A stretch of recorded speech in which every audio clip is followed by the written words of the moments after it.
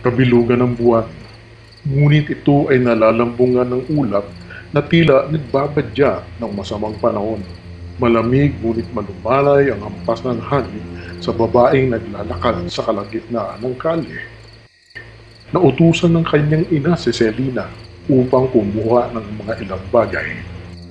Si Inang naman, dito pa ako inutusan. Madalang ata ang mga taong dumadaan dito. Pabulong ng dalaga sa sarili na may kasamang yamot. Ngunit lingid sa dalaga, mayroong nakaambang panganib na nag-aantay sa kanya sa dilim. Kung suserteng ka nga naman oo, tatawa-tawang sambit ni Maxie sa kanyang sarili. Magandang gabi, miss. Saan nagpunta? Magandang gabi at napakaganda mo. Pangiting tanong ni Max sa dalaga.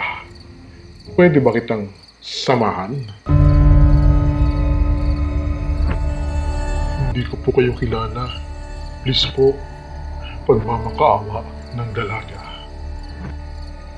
Hindi man lang nakahuma si Selena ng isang matalim na bagay ang naramdaman niya sa tagiliran, kahit hindi na nito na ituloy ang anumang sasabihin.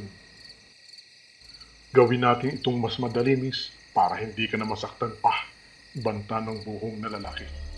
At dinala ni Maxie ang babae sa mas madilim na bahagi sa tagiliran ng kanya, sa may damuhan na naliligiran ng matataas na talahin. Bilisan mo ang lakad, maring sabihin ng lalaki kay Selena. Opo, susunod po ako. Huwag niyo lamang akong sasaktan.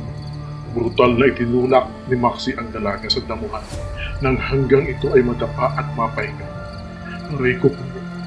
Huwag po. Paiyak na pagmamakaawa ng dalaga. Ha ha ha. Huwag kang maingay, sagot ni Maxie, at lumuhod ito sa tagiliran ni Selena.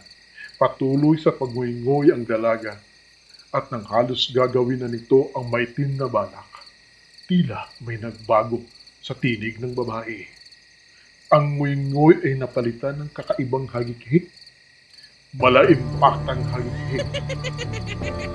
Halos lumuwa ang mata ni Maxie at walang lumabas na tinig mula sa lalabunan nito sa nakikita.